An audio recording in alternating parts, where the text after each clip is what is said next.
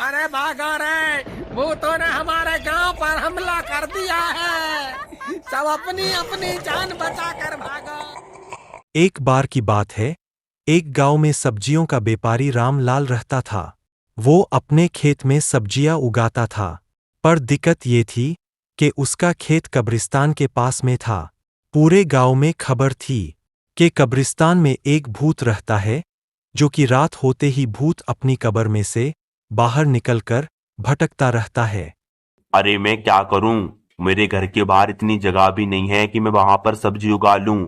और यहाँ पर कब्रिस्तान के पास सब्जी उगाने में मुझे काफी डर भी लगता है, कहीं मेरे ऊपर ये सब भारी न पड़ जाए। रामलाल रोज अपने खेतों में से सुबह सब्जियां तोड़ता और ताजी सब्जियां पूरे गांव में बेचता और उसी में अपना गुजर बसर कर रहा था। फिर एक दिन अरे आज तो मैं भूल ही गया, मुझे सब्जियों के नए बीज लेके आने थे बाजार से, वरना मैं अगले मौसम की सब्जियां तो कर ही नहीं पाऊंगा।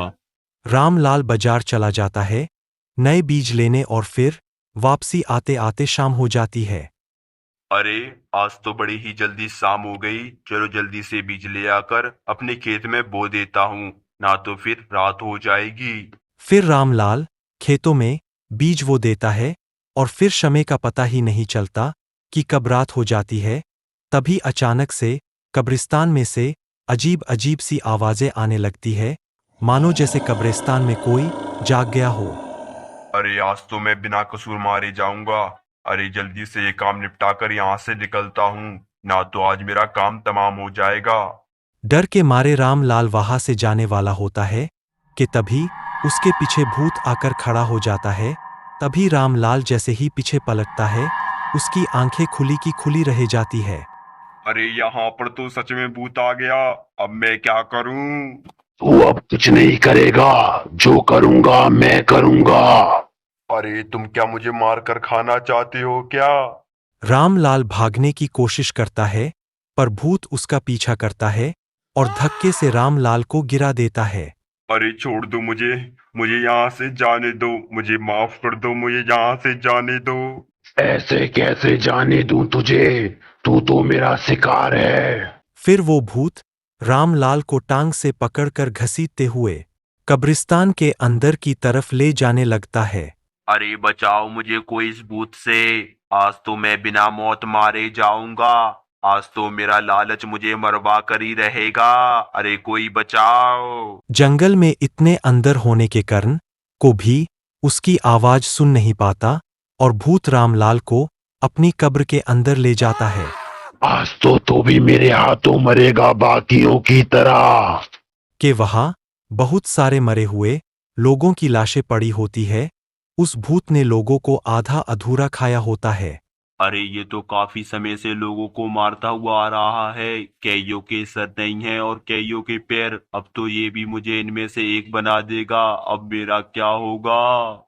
वहीं दूसरी तरफ रामलाल के आधी रात तक घर न आने पर उसका पड़ोसी आनंद चिंतित हो जाता है कि इतनी देर कैसे लग गई आज रामलाल को। अरे रामलाल अभी तक खेत पर से घर पर नहीं आया। वो तो बहुत समय पहले चला गया था खेत पर। अरे उसको तो अभी तक आ जाना चाहिए था। लगता है वो कहीं बहुत बड़ी मुसीबत में फंस गया है। ये ख्याल के कहीं रामलाल भूत के चंगुल में ना फंस गया हो। अरे मुझे जाकर जल्दी से देखना होगा, कहीं उस भूत ने रामलाल के ऊपर हमला ना कर दिया हो। आनंद भागता हुआ कुछ गांव वालों के घर जाता है और रामलाल के लापता होने की घटना बताता है। अरे भाइयों, रामलाल अभी तक घर पर नहीं आया। मुझे लगता है कहीं उस कब्रिस्तान वाले भूत ने कहीं उसके ऊपर हमला तो नहीं कर दिया। चलो भाइयों अपन चलते हैं उधर, और मैं साथ में एक बाबा को भी लेके चलता हूँ। वहीं दूसरी तरफ कब्रिस्तान में भूत रामलाल को खाने की तैयारी कर रहा होता है। इतने दिनों से मुझे बासी लाश खाना पड़ रही थी, मगर आज मैं ताजा मांस खाऊंगा। अरे देखो ये तुमने ठीक नहीं किया, तुमने कई सारे घर बर्बाद कर दिए बस अपने पेट के लिए। मैं तुम्हें कहता हूँ सुधर जाओ, ना तो तुम्हारा अंत बहुत बुरा होगा। भूत गुस्से में रामलाल को देखता है। अब तू बताएगा मुझे कि मुझे क्या करना चाहिए। तेरी इतनी हिम्मत, तुझे तो मैं कच्चा खाऊंगा, बाकियों को तो मैंने मार कर खाया है, तुझे तड़पा तड़पा कर खाऊंगा। वहीं दूसरी तरफ आनंद गांव वालों और उस बाबा को लेकर उसी कब्रिस्तान में पहुंच जाता है। ए भूत, मासूमों पे क्या ताकत दिखाता है? हिम्मत है तो बाहर निकल कर आ। ये कौन है जो मुझे ललकार रहा है? अरे अब तुम्हारे पापों का घड़ा भर चुका है, अब तुम्हारा मरना तय है, आज तुम्हारा खात्मा होकर रहेगा। मेरा कोई बाल भी बाका नहीं कर सकता। पहले मैं ये देखूं कि मुझे कौन ललकार रहा है, बाद में तुझे कच्चा खाऊंगा। भूत अपनी कब्र से बाहर आता है और देखता है कि वहां बाबा और गांव वाले खड़े होते हैं। तुम सबने बहुत अच्छा किया कि तुम यहाँ पर आ गए। तुम्हारी मौत तुमको यहाँ पर खींच लाई है। फिर वो भूत गांव वालों पर हमला करने आगे बढ़ता है। तभी मौका देखकर आनंद उसी भूत की कब्र में घुस जाता है। अरे आनंद भाई, तुम यहाँ पर? हाँ भाई, तुम आधी रात तक घर नहीं आए तो मुझे लग गया था कि तुम मुसीबत में हो। अरे तुम्हें यहाँ पर नहीं आना चाहिए था, ये भूत मेरे साथ तुम्हें भी मार देगा। अरे नहीं भाई, हम लोग साथ में एकता बनाकर आए हैं और हमेशा साथ में रहेंगे। तुम जल्दी से इस कब्र से बाहर निकलो, नहीं तो वो भूत आता ही होगा।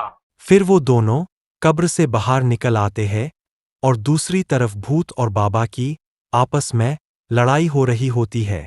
ए बुरे भूत, तूने बहुत आतंक फैला लिया। अब मरने के लिए तैयार हो जा तू, आज तेरा खात्मा है। उससे पहले भूत कुछ अपनी शक्तियों का उपयोग करता बाबा पे। उससे पहले बाबा ने मंत्र मारकर भूत को भस्म कर दिया। ये नजारा देखकर सभी गांव वाले खुश हो जाते हैं और वहां आनंद रामलाल को लेकर आ जाता है। फिर गांव वाले बाबा का धन्यवाद करते हैं और फिर सभी गांव वाले मिलकर उस कब्रिस्तान से चले जाते हैं।